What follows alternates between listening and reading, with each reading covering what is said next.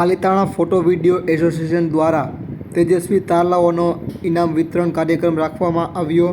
જ્ઞાતિ સમાજો ઇનામ વિતરણ કાર્યક્રમ કરી બાળકોને પ્રોત્સાહિત કરતા હોય છે, ત્યારે પાલિતાણામાં પ્રથમ વખત પાલિતાણા ફોટો વિડીયો એસોસિએશન દ્વારા તેજસ્વી તારલાઓનો સન્માન કાર્યક્રમ રાખવામાં આવ્યો હતો, જેમાં પાલિતાણા ફોટો વિડીયો એસોસિએશનના પ્રમુખ અજયભાઈ રાઠોડની આગેવાની હેઠળ આ કાર્યક્રમ સફળતાપૂર્વક પાર પાડવામાં આવ્યો હતો, જેમાં સૌથી વધુ વિદ્યાર્થીઓને ટ્રોફી સહિત શૈક્ષણિક કીટની વસ્તુ આપી સન્માનિત કરવામાં આવ્યા હતા। તેમજ ફોટો વિડીયો એસોસિએશનના કમિટીના હોદ્દેદારો દ્વારા મોટિવેશન માર્ગદર્શન પૂરું પાડવામાં આવ્યું હતું અને વિદ્યાર્થીઓને શૈક્ષણિક તરફ આગળ વધવા હાકલ કરવામાં આવી હતી, જેમાં ફોટો વિડીયો એસોસિએશનના હોદ્દેદાર અજયભાઈ રાઠોડ, નીતિનભાઈ વાઘેલા, મુકેશભાઈ ચૌહાણ, ચેતનભાઈ ચૌહાણ, જનકભાઈ રાઠોડ, સંજયભાઈ ગોરાણી, સંજયભાઈ ચુડાસમા, રમેશભાઈ બારૈયા,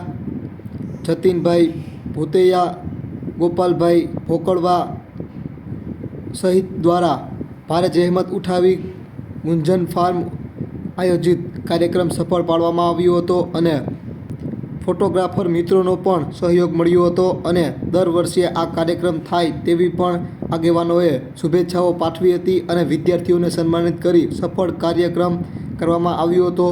ગુંજન ફાર્મ દ્વારા સમગ્ર કાર્યક્રમમાં સારો સહકાર આપવામાં આવ્યો હતો। જી, તમારું નામ? મારું નામ અજય રાઠોડ છે।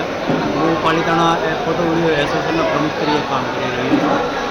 આજરોજ અમે પાલિતાણામાં ફોટો વિડીયો એસોસિએશન દ્વારા ફર્સ્ટ વખત ઇનામ વિતરણ કાર્યક્રમ રાખ્યો હતો।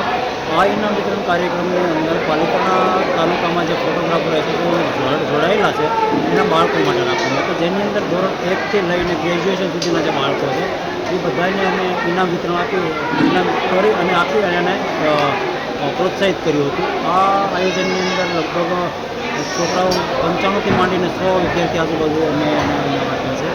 આ આયોજનની અંદર લગભગ 250થી 300 વ્યક્તિઓએ ભાગ લીધો હતો। આ આયોજન સફળતાપૂર્વક થઈ શક્યું એનું પાછળનું મેઇન કારણ છે કે આખું પાલિતાણા જે એસોસિએશન છે એ એક સંગઠન તરીકે રહેશે, જેની અંદર આખા એસોસિએશને તન મન ધનથી સપોર્ટ કર્યો છે, જેના હિસાબે અમે આ કાર્યક્રમ સફળતાપૂર્વક પૂર્ણ કરી શકીએ છીએ। એના માટે પાલિતાણા એસોસિએશનના સભ્યો બધાનો પણ ખૂબ ખૂબ આભાર। Thank you.